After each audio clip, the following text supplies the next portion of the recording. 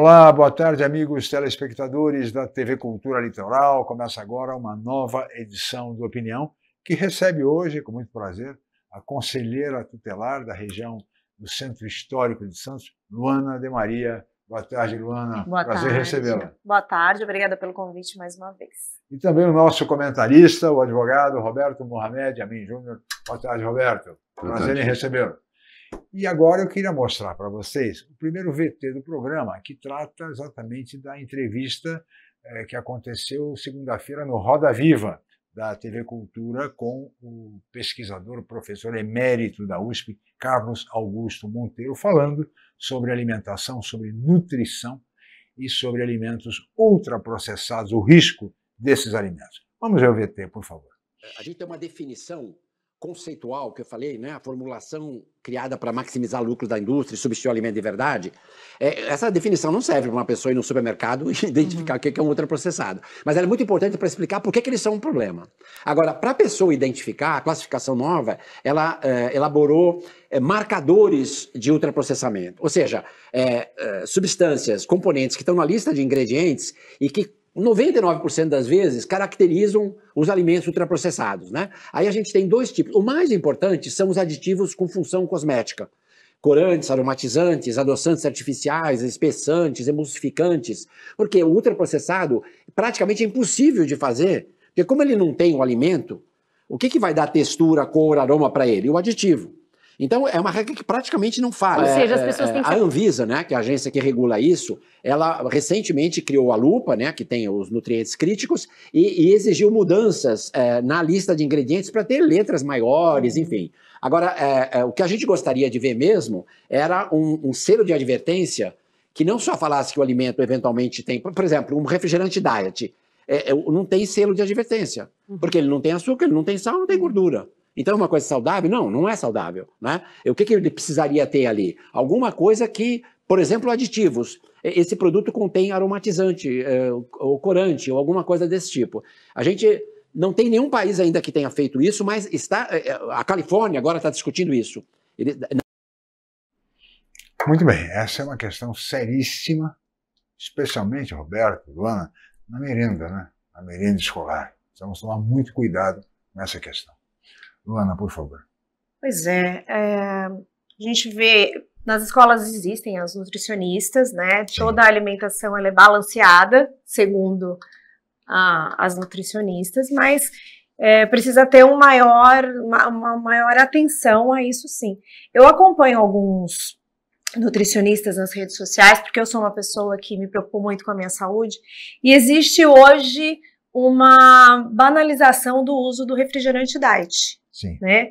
Ele está sendo cada vez mais utilizado e existe esse marketing para que não se use o açúcar, dizendo que o refrigerante diet é possível e está tudo bem. Pode tomar que não engorda, então... É melhor, dizem inclusive que é melhor do que você tomar o suco de laranja natural, porque a laranja natural tem muita açucarose, né? Ela tem muito açúcar. Então existe um incentivo ao uso dos produtos diet, né? Que é um perigo. Corantes, aromatizantes, como bem disse o professor Carlos Augusto, Roberto. E você vê como o Brasil é um país despreparado na hora de fazer lei, é isso que dá a gente eleger analfabeto. Não pode usar a maçã da Mônica, quase foi proibida, porque usava a personagem infantil para vender maçã. Mas pode fazer propaganda livre de ultraprocessado. Isso é uma coisa absurda. Inviabilizaram os programas infantis quando proibiram a propaganda, mas de uma forma indiscriminada, para não mercantilizar a cabeça das crianças. Isso, para mim, mostra a falta de qualidade que a gente tem no legislativo. Mas no programa, que por sinal eu queria dar os parabéns à produção do Roda Viva, porque ele está sendo resgatado. Sim. Ele passou uma fase tão ruim, e agora está uma sequência de excepcionais programas, e esse foi sensacional. Por quê? Tem um trecho que a gente não vai mostrar aqui, mas em que o professor diz o seguinte: o Brasil ainda está salvo da praga dos ultraprocessados, porque a gente tem um hábito alimentar, cultural, diferente do americano. O americano não tem o hábito de almoçar em casa. Sim. O americano não tem o hábito de jantar. Ele come o dia inteiro. e come na rua. Né? O que a gente vê em filmes e tal é a vivência americana. Quem já foi para Nova York sabe que você tem carrinhos espalhados pela cidade inteira. Essa história do famoso cachorro quente é o normal deles. O frango frito. Exatamente, é o normal deles. Então, o americano tem uma cultura que aí por isso o país está enfrentando a obesidade como doença. Claro. E como uma epidemia. Não é o caso do Brasil, porque o brasileiro tem mania de comer arroz, feijão, bife. O Brasil tem algo que não existe nos Estados Unidos, que é o prato feito. Exatamente. Se você quer um prato feito, você tem que levar a marmita. Senão você não tem como. Eles não têm este costume, é uma questão cultural. Você encontra alguns restaurantes que vendem comida desse tipo nas cidades onde você tem grandes colônias brasileiras. Boston, Miami, Orlando, mas não isso é hábito nosso. Não só nosso, mas sul-americano, mas principalmente nosso. Se não fosse essa questão cultural, Chico, a gente estava continuando a dar salsicha na merenda, como já aconteceu em Santos. Dar salsicha na merenda para as crianças nas escolas. Mas quando ele fala dessa questão do ultraprocessado, não é porque a gente não está na situação americana que a gente tem que baixar a guarda. Claro. O que me preocupa e há um trecho que eu acho excepcional, vamos ver se o nosso Super Davidson, equipado agora com um par de fones novos, consegue achar, em que ele fala, questionado pela Sônia, ele fala da equiparação da indústria de alimentos processados com a indústria do tabaco. E o quão danosa ela pode ser. A hora que o Super Davidson conseguir, ele já pode jogar. Mas eu achei a resposta dele, assim, excepcional, porque ele diz esse grupo de estudos que é coordenado por ele, já trabalha dentro dessa lógica. De que a indústria de alimentos processados é tão criminosa quanto a indústria do tabaco. Eu vou fazer uma pergunta para a Luana. A Luana, ela tem, quem a conhece sabe que ela é geração saúde. Sim. A Luana consegue aquilo que eu mais odeio, os locais que eu mais odeio no mundo. Eu adoro boteco, padaria, bar, restaurante, eu odeio academia. Mas é uma questão assim, eu acho que eu sou alérgico à academia. Eu passo na porta, me dá brotoeja. A Luana já é daquela que pode estar chuva, sol, frio e não enchente. Academia. De enchente ela vai de bote salva-vida, mas ela vai para academia. Eu não sei se ela sabia, mas por exemplo, não existe um pacote de batata frita, essas batatas que já vêm prontas para fritar, que teoricamente, na cabeça das pessoas, o formatinho dela, cortado em tira e tal, todas seriam batata, nenhuma delas. Quando você olha a lista do que tem num pacote de banana pronta para fritar, seja por air fryer ou seja por frigideira, você fala, não é possível, batata não tem tudo isso. Que coisa. Então, a quantidade de conservantes que colocam, a quantidade de aditivos que colocam, faz você falar, sabe, quer saber de uma coisa? Eu vou descascar a batata e eu vou fazer minha batata. Mas como disse o professor Carlos Augusto no Roda Viva ontem, isso deriva do quê? Primeiro, é mais fácil, é mais simples, conserva por mais tempo, não estraga, tá certo? Então a dona de casa tem facilidade, que frita na hora, não precisa cortar batata. Isso tudo é para facilitar. Por exemplo, eu gosto muito de frango, né? Como muito frango. E hoje você compra com muita facilidade o frango empanado. Você compra no açougue, no supermercado. Qualquer lugar. Só que todos eles são pré-fritos e as pessoas não se atentam a isso. De natural ele não tem nada. De frango apenas com a farinha, porque farinha também não é uma coisa boa para a saúde, mas enfim, ele já é pré-frito. Então você pode colocar na air fryer, você pode colocar no forno, que ele já foi frito ali. Ele vai te fazer mal do mesmo jeito. Agora, o que me preocupa muito é porque as crianças, elas passam a maior parte do tempo na escola, né? Por causa das escolas de tempo integral. Não são todas que são de tempo integral, mas a maioria de ensino fundamental aí, principalmente, elas são em tempo integral. Então elas vão de manhã para a escola e elas saem ali por volta de 4h30. Então elas comem de manhã, elas fazem a refeição delas ali do horário de almoço, o cafezinho da tarde e vão para casa. E muitas delas nem comem em casa. Né? É muito normal que elas não tenham o que comer em casa. Então elas vão comer só no dia seguinte, novamente. E fica muito mais acessível financeiramente à família ela comprar um danoninho, uma bolacha recheada, uma salsicha. para fazer em casa e no final de semana. Então, infelizmente, a gente tem que tomar muito cuidado com a saúde das nossas crianças. Eu acho que num futuro muito próximo, a gente vai ter uma diminuição da longevidade aí, porque come-se muito mal, né? Os casos de aumento dos casos de câncer de intestino, isso tudo vem do tipo de comida que a gente come. Agora, Luana, você não acha que está na hora de o Congresso Nacional ou o pessoal que faz as normas administrativas do Ministério da Educação de mexer na legislação para tentar afastar dessa possibilidade, porque vai ter prefeito sempre que vai pensar no que é mais fácil e mais barato, de evitar que os alimentos ultraprocessados invadam a questão das merendas? Eu acho que seria muito importante isso. Eu não sei se existe essa possibilidade, mas sim, né? Pelo menos na escola, onde existe a nutricionista e a alimentação deveria ser mais regrada, com alguma atenção, os ultraprocessados não deveriam entrar. Isso com certeza. Aqueles suquinhos de caixinha, aquilo é um veneno, né? Aqueles bolinhos ensacadinhos. É um veneno. Eu vou até pedir, Chico, para a gente continuar no assunto, claro, porque tem mais 2 trechos no programa que ele fez, no programa, porque ontem foi um programa tão bom que a gente tem que celebrar a volta do Roda Viva ao seu lugar de destaque. E vale o registro de que o professor Carlos Augusto Monteiro é considerado uma das pessoas mais influentes do mundo nessa área de nutrição. Mas nós vamos continuar no tema e mostrar, inclusive, esse trecho do VT, onde ele compara com a questão do tabaco, no próximo bloco. Vamos para o intervalo, viu, Luana? Voltaremos em seguida com a opinião.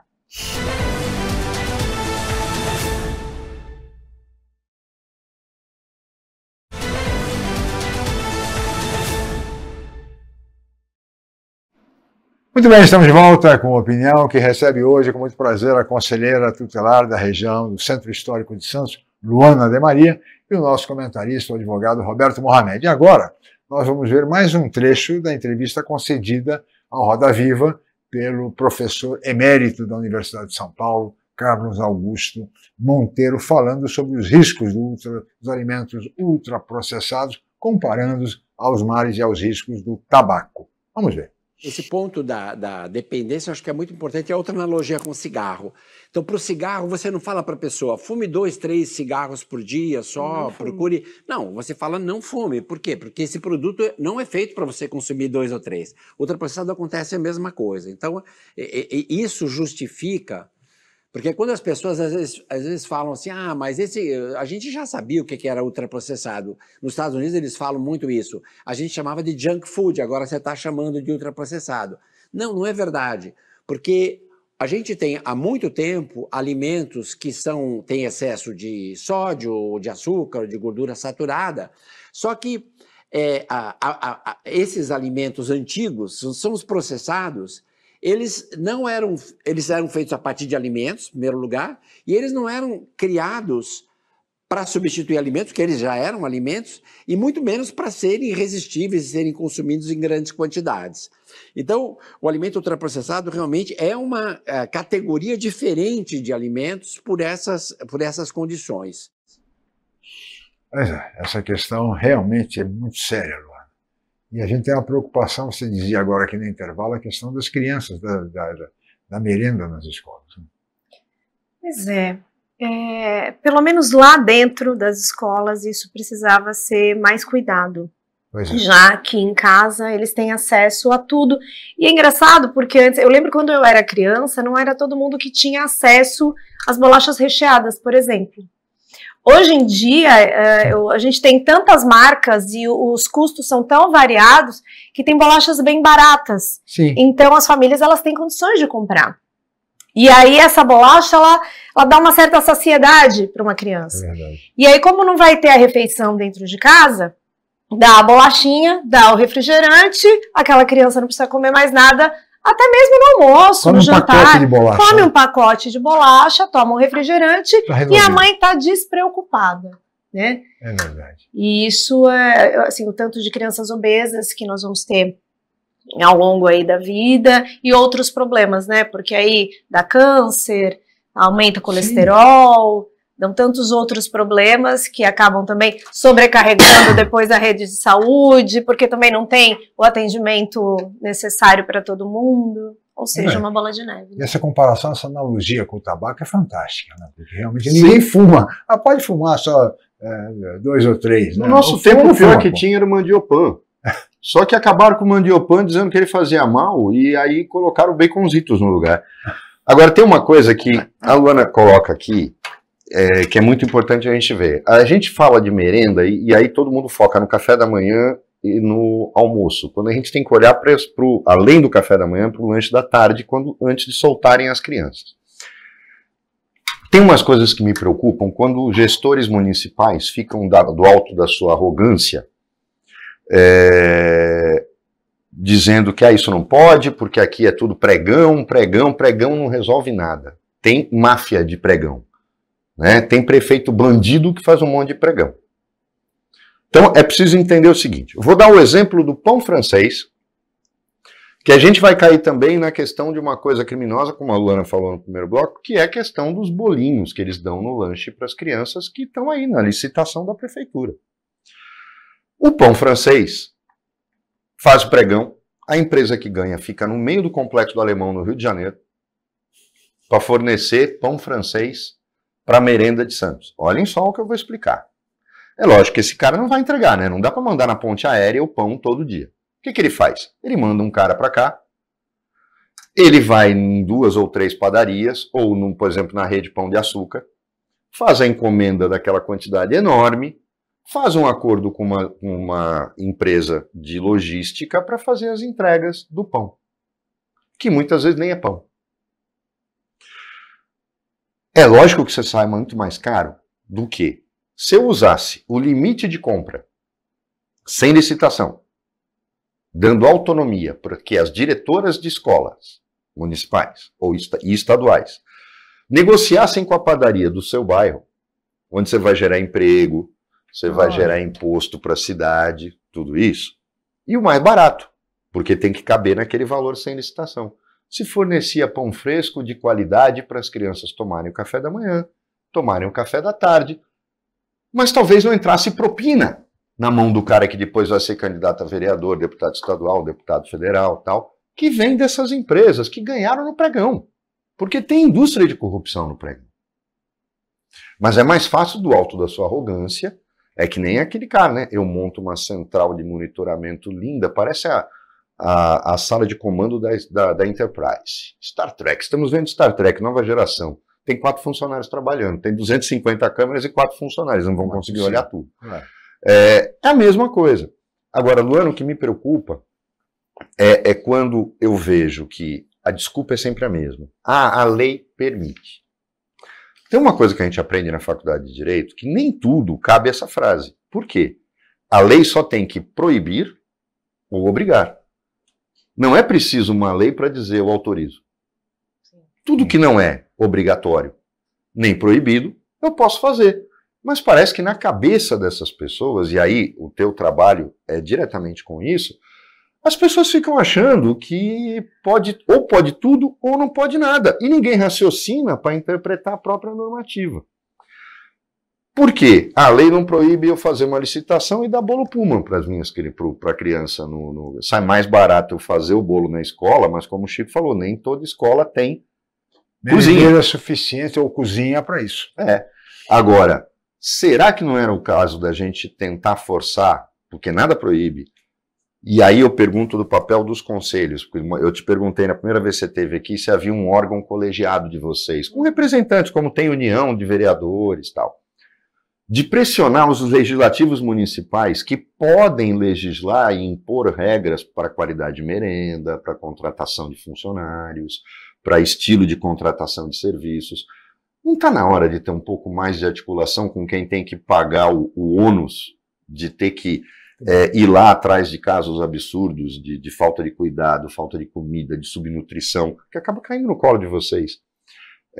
Não falta um pouco de articulação nesse ponto, de tentar trabalhar um legislador mais próximo, já que os federais estão em Brasília e os estaduais estão em São Paulo? Sim. Tudo que chega até o Conselho, né, se chega, isso que tá chegando aqui, chega para nós, olha, as crianças não estão comendo bem. Tudo isso que você está falando é óbvio, né? Isso tudo todos sabem, não é nenhuma novidade para ninguém, mas a gente trabalha muito com o que chega para nós, tanto pela demanda coletiva, né? As mães que chegam, como já aconteceu, as crianças não estão recebendo isso de comer, não consigo levar para o meu filhinho que que tem uma alimentação seletiva, eu não consigo levar a comidinha dele na escola. Chegam coisas assim. Isso é grave, né? Isso é muito grave. É grave. Ou não tem merenda, esse tipo de coisa. Quando chega até o conselho, a gente pega como demanda coletiva e toma as medidas protetivas. Agora, isso de que todo mundo sabe que o ultraprocessado faz mal, do que é realmente oferecido nas escolas, precisa realmente desse olhar. E a gente pode sim fazer alguma coisa, contanto que chegue até nós como algo que incomode, né? Porque se você chega, nós estamos aqui como mentes pensantes, se você chega numa família que acha que tá tudo bem, que isso não é problema, por que vocês estão tirando o bolo do meu filho? Ele comia bolo todo dia, vocês estão tirando o bolo do meu filho? Isso pode acontecer. Por quê? Porque falta a consciência de que aquele alimento não é bom, de que aquele alimento faz mal. Então, a gente precisa, aquela história do pão e circo, o que diverte, tá bom. Agora, quando existe a consciência de que aquilo não é bom, de que a gente precisa mudar, aí a gente tem como brigar com mais força, né? Tem um escopo para mudar, para brigar. Mas se você tira aquilo que agrada, e eu acho que é nisso que eles pensam, a gente dá o que eles querem, né? Não é só o que eles ganham com isso. Há uma regulação federal que obriga que a merenda tem uma série de regras e alguns alimentos ultraprocessados estão proibidos nas escolas. Nem todas as escolas cumprem essa regra. Mas quando você vai... aquela coisa do achocolatado, que a criançada passou a sentir falta de um tempo para cá, porque de repente ele foi proibido por essa norma federal. Mas as crianças reclamam. E aí reclamam para a mãe. Aí a mãe vai reclamar na escola. Que quer o achocolatado. Não tem achocolatado, tem que dar o suco natural. Porque tiraram, tiraram. É um processo educativo também complicado. Mas quando você vai na escola, lá tem o cardápiozinho, né? Tem o cardápiozinho semanal, tem o cardápiozinho direitinho. E é tudo, no papel tá ali, tudo super organizado. E balanceado. E para as crianças que sofrem de algum mal e não podem comer, mesmo essa balanceada. Pois é. Como agir com isso? Como celíacos, né? Exatamente. Como quem tem alergia à lactose. Então, tudo isso é conversado pela mãe com a direção, é explicado direitinho, porque a criança realmente ela não leva, não pode levar e comer na frente de todo mundo a comidinha dela separada, porque as outras crianças vão ficar com vontade. Então, tudo isso tem que ser conversado direitinho e aí a escola determina como vai ser separado isso. Se aquela criança vai comer separada das outras crianças, como vai ser. O que eles não fazem é mudar a alimentação de todo mundo. Sim. Né? Por causa de uma criança. Não pode prejudicar uma criança ou duas. E a criança também não pode comer a comidinha dela na frente das outras crianças, a comidinha dela é diferente. Mas aí é bom a gente voltar com isso no próximo bloco, porque houve um caso em Salvador que para mim foi emblemático. A mãe acabou sendo processada por conta disso. A mãe de uma criança celíaca. Olhe o absurdo. Porque ela queria levar o lanche da criança. Porque ela fazia a marmita da filha, porque ela não podia comer. Para quem não sabe, celíaco é aquele que não pode comer glúten. E aí ela fazia para a filha uma marmita. O lanche. Para o lanche. Não era para o almoço. Almoço é arroz, feijão, tal, não tem problema. Mas para o lanche da tarde, pão, tal. Então o que ela fazia? Ela fazia um bolo especial para a filha levar todo dia. Uma criança viu, falou para a mãe, por que ela pode e eu não posso? Pronto. Para você, vou contar a história aqui, vocês vão cair para trás. Muito bem, vamos para o intervalo, voltaremos em seguida com a opinião.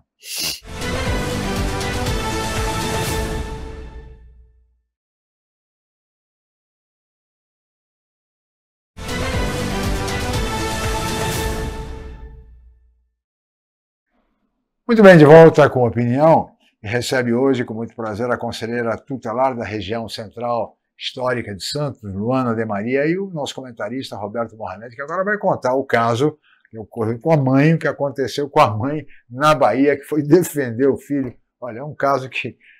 Aguardem aí. Mas antes, vamos ver um VT, mais um VT, do Carlos Augusto Monteiro, em Roda Viva, a respeito, continuando no tema dos ultraprocessados. Vamos ver. Às vezes as pessoas, como eu falei, a história da norma social, né? No Brasil a gente não tem essa situação ainda, né? Nos Estados Unidos é essa situação, uma pessoa que come, almoça, janta todos os dias e prepara alimentos, é uma pessoa absolutamente fora da regra, né? E no Brasil não, a gente ainda tem. O ultraprocessado no Brasil, ele entra muito nos lanches, entre refeições e nas bebidas. O almoço e o jantar, muitas pessoas continuam almoçando e jantando. Então, a norma social ainda não é essa, felizmente, como a gente vê fora. Então, aqui se trata muito mais de proteger essa cultura alimentar, né? Muito bem, proteger a cultura alimentar. No Brasil, aqueles que podem ainda conseguem jantar e almoçar. Arroz com feijão. Arroz com feijão. A gente ainda tem essa possibilidade, é uma coisa cultural para nós, claro. E tem que ser preservada. Novamente, a gente cai na questão da merenda. É que nem currículo das escolas. Eu não posso igualar o currículo de uma escola municipal de Santos a uma escola municipal de São Luís do Maranhão. Eles têm uma outra realidade. Paulo Freire falava isso, né? Que os bolsonaristas que nunca leram Paulo Freire falam que ele está errado. O cara nunca leu o livro do Paulo Freire, mas ele fala que está errado. Ele acredita que a Terra é plana. O grande problema é que você tem que regionalizar. E aí entra a merenda também. O cardápio de uma criança que mora em São Luís, que foi criada comendo carne de sol, não vai começar a comprar colchão mole de uma hora para outra ou colchão duro. Ela vai continuar querendo a carne de sol, que é o que ela come em casa. Então, a merenda não pode ser uma lei federal, ela tem que ser adaptada, tem que se permitir que se adapte isso. Agora, a questão de substituir o bolo pronto da Puma, da Seven Boys ou do Haikyuu Party, que agora é tudo a mesma coisa, por um bolo feito nas escolas que tem cozinha, tá bom, vamos restringir para as escolas que não tem, mas aí, por que a prefeitura ou o Estado não montam cozinhas? Sim. Profissionais industriais para fazer isso, cozinhas industriais, usando inclusive a comunidade, gera renda, em troca de um benefício como o Bolsa Família, tal, em vez de ganhar para não fazer nada, vai prestar um serviço público, vai trabalhar nessas cozinhas comunitárias que vão fornecer para as escolas. Ou seja, para tudo pode se dar um jeito, mas a gente tem que buscar legislações. O vereador, por exemplo, né, que normalmente é um vagabundo, não serve para nada. Vamos colocar os caras para trabalharem, para fazer uma legislação que obrigue a prefeitura a fazer isso, que não possa economizar comida de albergue, que não possa comprar salsicha para merenda. É esse tipo de papel do vereador que eu espero. Não vai nem custar muito, não. Não vai ter que se esforçar muito, fazer uma sessão a mais na Câmara. É só fazer aquilo para qual você foi eleito. Agora, Luana, tem uma coisa que me chama a atenção, eu vou contar esse caso para você ver o quanto absurdo de se esconder atrás de estou cumprindo a lei. Essa mãe em Salvador, a filha celíaca, fez um bolo, fazia o bolo para ela levar. Um dia, um coleguinha viu ela comendo o bolo, ficou aguado e chegou para a mãe e falou, por que a mãe não fez um bolo na hora? Ou melhor, por que a mãe não disse assim? Não, por que não? Ela é doente, você não é. Ou ela tem uma restrição alimentar que você não tem. Mas é a mãe que, não, eu não posso dizer não para o meu filho. Meu filhinho, eu não posso dizer não. Eu tenho que dizer não para a filha da outra. E aí, ao invés de fazer o bolo para o filho, ou de falar, come aqui, e deixa ela comer lá, tadinha, porque ela precisa, não, o que ele faz? Ela vai na escola e denuncia a mãe do aluno que está mandando o bolo, o lanche, não era para o almoço. O lanche para a menina, e a escola chama a mãe, que filma, e se vocês veem o filme, vocês ficam assim abismados da ignorância, da intolerância. Nós estamos falando de Salvador, não estamos falando do interior da Bahia. Não estamos falando da terra da Tieta. Nós estamos falando de Salvador, a terra do Carlinhos Brown. E aí, essa mãe ainda é processada, porque ela vai no Ministério Público, e no final a escola, para virar o jogo, o governo do Estado vai para cima dela. E a processa. Olhem só o absurdo, porque ela mandou um bolo de cenoura sem glúten para a filha que é celíaca comer. Olhem a que absurdo nós chegamos. E a escola sabe o que diz? Estamos cumprindo a lei.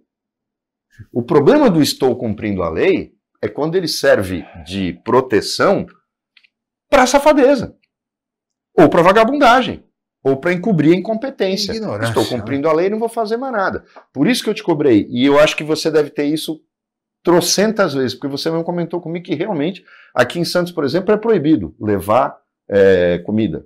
A questão é sempre conversada com a escola. A família conversa com a escola, porque na frente das outras crianças vai acontecer isso, pode acontecer isso, né? Talvez não com essa ignorância desta família que processou a mãe em virtude disso, não tem cabimento, né? Não tem cabimento nenhum, mas existe realmente a restrição por causa da vontade das outras crianças, o que não pode ser para todos, não dá para ficar deixando as crianças com vontade. Então, aí eu não sei, algumas escolas a criança come separado, né? Sim. Já tive casos, sim, de receber mãe e falar assim, não, eu não posso levar e a minha filha fica sem comer. Já recebi casos assim. E aí a gente tem que, sim, perguntar lá para a escola o que acontece, como não, aquela criança não pode ficar sem se alimentar. Lógico. Enfim, o Conselho Tutelar toma todas as medidas protetivas para aquela criança, né? Agora, uma mãe ser processada por causa disso realmente é um absurdo, mas a gente vê muita coisa aí na lei e a gente está na era da criação de futuros adultos frustrados, porque você não pode mais frustrar uma criança e dizer não para ela. Você não pode dizer não para um adolescente. Ele quer e a mãe acha que tem que ser. Ele xinga um professor, a mãe, ao invés de conversar com ele, dar um mínimo de limite, vai lá e bate no professor na escola, né? As coisas estão cada vez piores. Hoje eu assim, admiro muito os professores, porque eu venho da educação também, e acho que é muito difícil hoje você ser professor. Tá quase impossível, existe um grande número de afastamento de professores por questões de saúde mental, porque não conseguem mais trabalhar, né? Porque a própria escola não tem como segurar tudo que vem de casa, porque a família acha que tudo tem que ser resolvido na escola e não em casa. Não dá limite, não quer ter esse tempo, né? A criança fica o dia inteiro na escola. Muitas mães, elas não precisam do período integral, tá?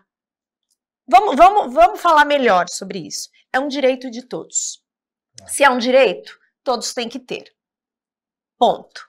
Porém, algumas mães pedem para que o filho não fique em período integral, porque ela quer que o filho faça uma outra atividade à tarde, ela tem condições, ela tem uma rede de apoio que pode ficar com essa criança em casa, ou levar para o futebol, enfim. Mas, quando a criança está matriculada, já estou falando aqui de outro assunto, né? Está matriculada no período integral, ela não pode sair mais cedo, é obrigatório o período integral. E eu não lembro por que eu comecei a falar disso.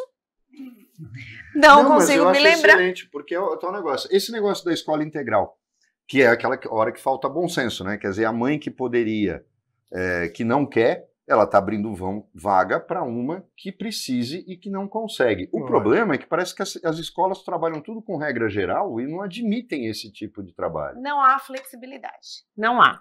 Né? Tem criança que faz na própria prefeitura, a criança está matriculada na prefeitura em período integral e ela faz na própria prefeitura o balé. E ela não pode faltar no balé. E é no horário da escola. E bastava assim ela sair, isso já aconteceu, bastava ela sair 20 minutos mais cedo para que ela conseguisse fazer o balézinho, porque eles saem 4h30, né? Para que ela conseguisse fazer o balé, que também é da prefeitura. Não pode, é regra, não pode. E aí a mãe fala assim, poxa, 4h da tarde, a minha filha já está lá de mochila nas costas, assim como todos os outros colegas. Isso é fala da mãe. Eu não sei porque eu não estou dentro da escola, isso é fala da mãe. Porque não tem atividade no segundo período integral.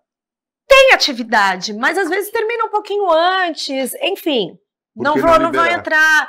E não pode, é uma regra, inclusive nós recebemos no conselho já a lei que não pode sair mais cedo, não pode entrar mais tarde, ok, é o período integral.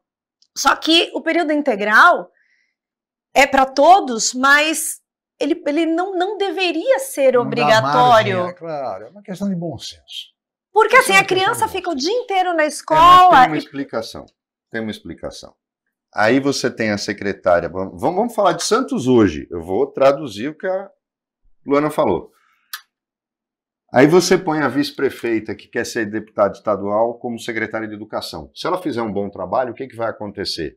Ela corre o risco de ser eleita. E aí você tem na Secretaria de Cultura, que cuida do balé, um anão político que acha que não, ele tem que ferrar todo mundo, porque ele chegou até a dizer para a candidata de oposição a prefeita que ia atropelar, porque é macho, né? Esses caras machos é assim.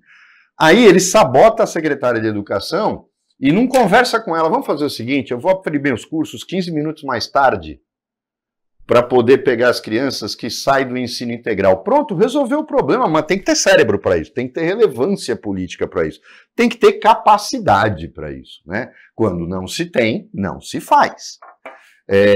Essa é a questão. Agora, tem um negócio que eu queria no último bloco da gente falar também, porque eu acho que tem bem a ver com o que você está falando, que embora a lei fale da inclusão total, a gente... é aquela velha história. O que é tratar as pessoas igualmente? É tratar igualmente os iguais ou tratar desigualmente os desiguais? E a gente precisa entender que a lei... Eu sempre falo o seguinte, a lei é perfeita, mesmo que tenha sido feita por imbecis, mas o problema é a interpretação da norma. Luana, não está na hora da gente começar a pensar em tratar desigualmente os desiguais como forma de fazer a distribuição da equidade? Ou seja, começar a atender, e é isso que eu queria que você falasse no próximo bloco, porque a inclusão do jeito que ela foi colocada goela abaixo é muito legal. Mas a gente precisa entender que tem que ter limites para ela. E a gente não está acompanhando a ciência, que diz que tem que ter tratamentos separados. Luana, você responde no próximo bloco. Vamos para um rápido intervalo, voltamos já.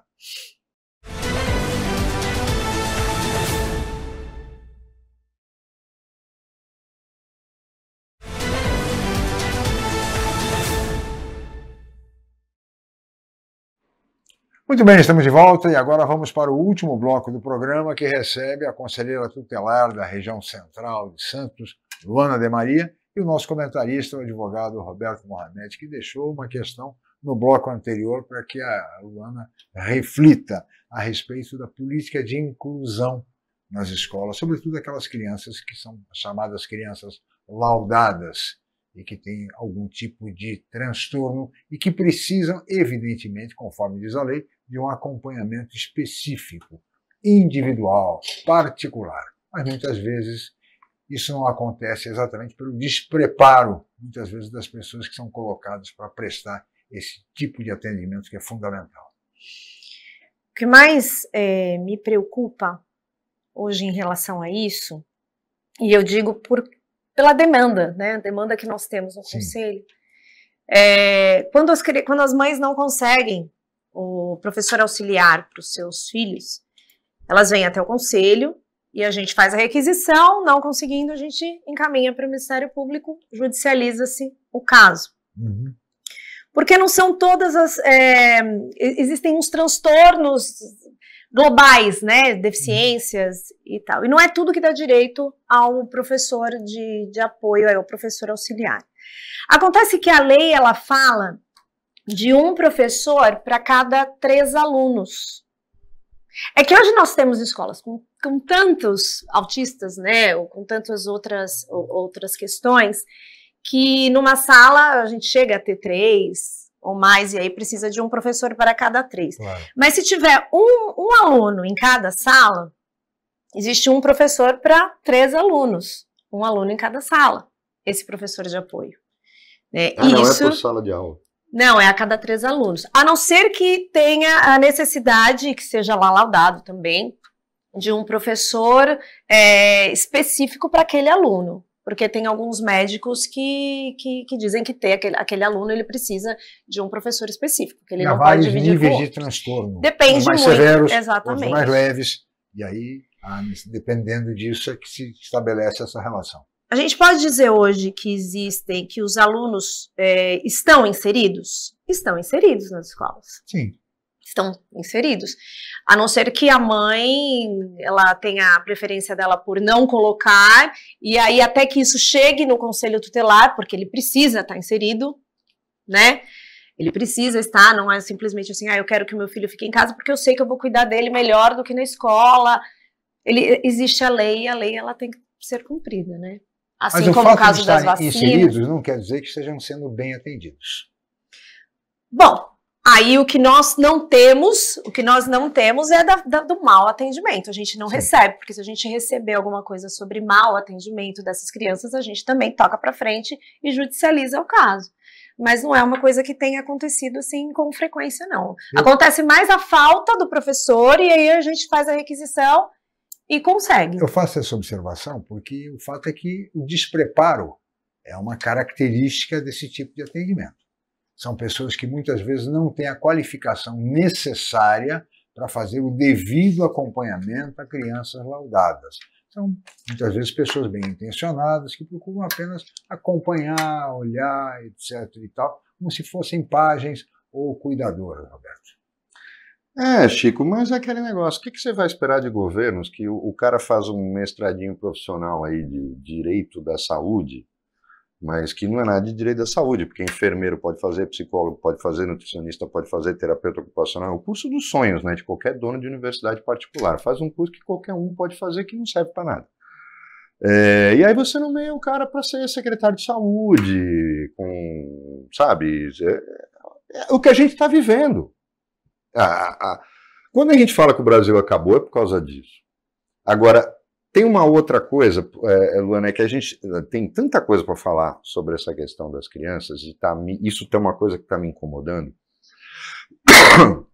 porque nós falamos aqui no programa que ia ser um perigo para os professores, e a gente se preocupa com isso, porque se você tiver metade do magistério afastado por licença médica, vai faltar professor e as crianças não vão aprender nada, e a gente vai voltar a ter o vazio que teve na pandemia.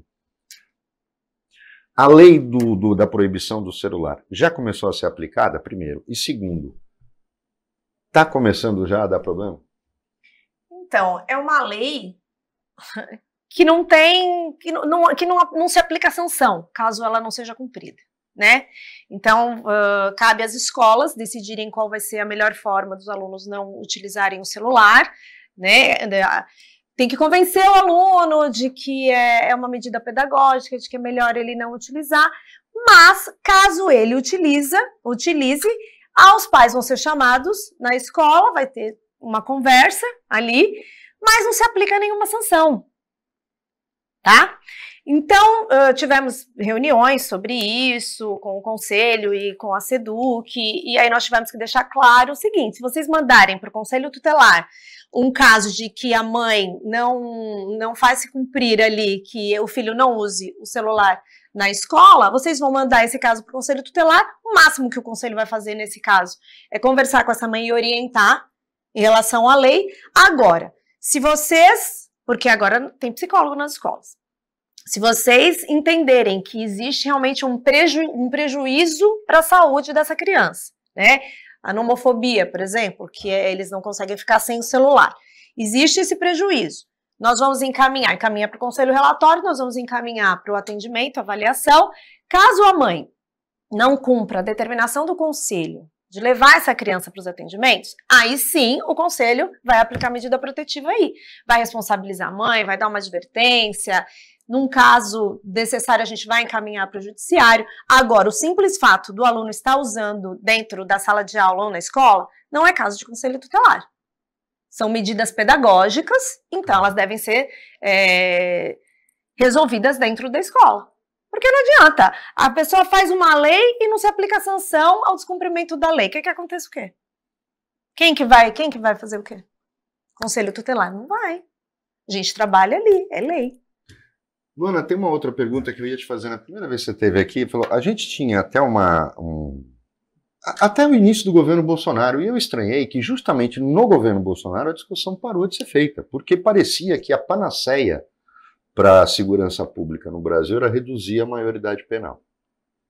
Só se falava nisso.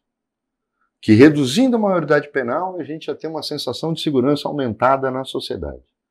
No governo Bolsonaro, que a gente esperava até que isso ganhasse força e fosse para o Congresso, pararam de falar nisso. Na sua opinião, como conselheiro tutelar, por que a questão da maioria? Porque a gente não vai achar que os caras finalmente entenderam que não vai adiantar, porque o legislador brasileiro ele já é um idiota perfeito, então ele não aprende com os erros.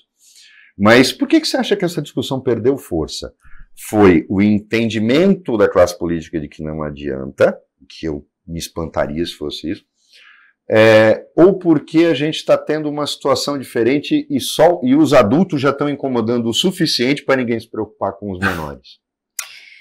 Eu acho que é por uma falta de maturidade mesmo. É o entendimento da falta de maturidade desses adolescentes, né?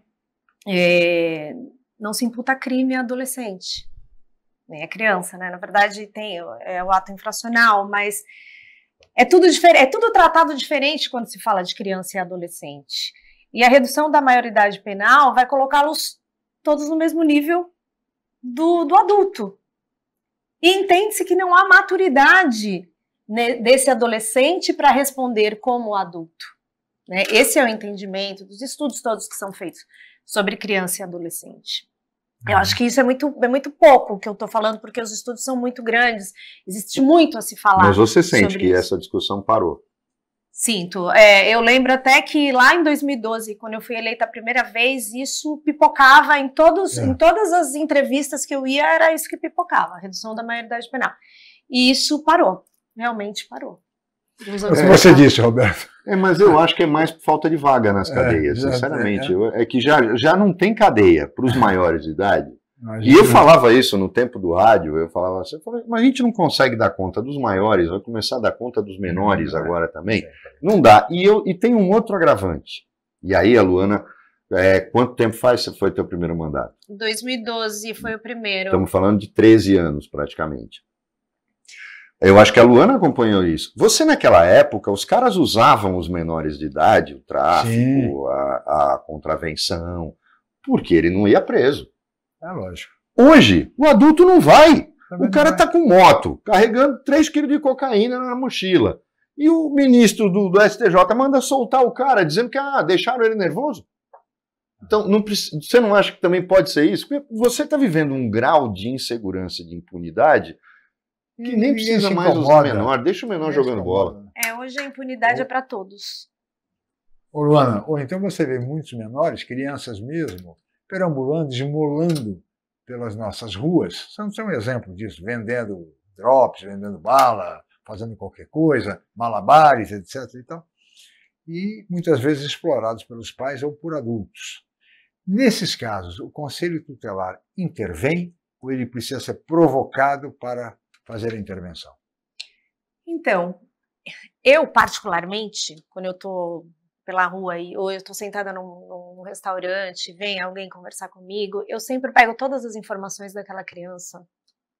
Não falo, né, assim, abertamente, você não pode, não falo assim no início, mas eu pego todas as informações de escola, nome de mãe, nome de pai, para que a gente possa atuar aí nessa criança. E não é mentira que a maioria desses casos vem de São Vicente. Ou pelo menos as crianças podem estar orientadas a dizer que são de São Vicente.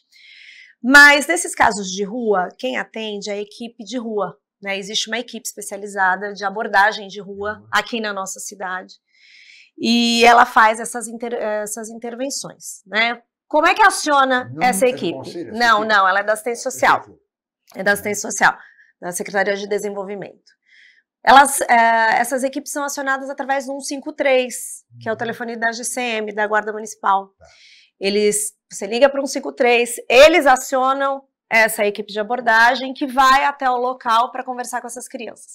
E eles planilham isso. E essas planilhas são enviadas para os conselhos tutelares mensalmente.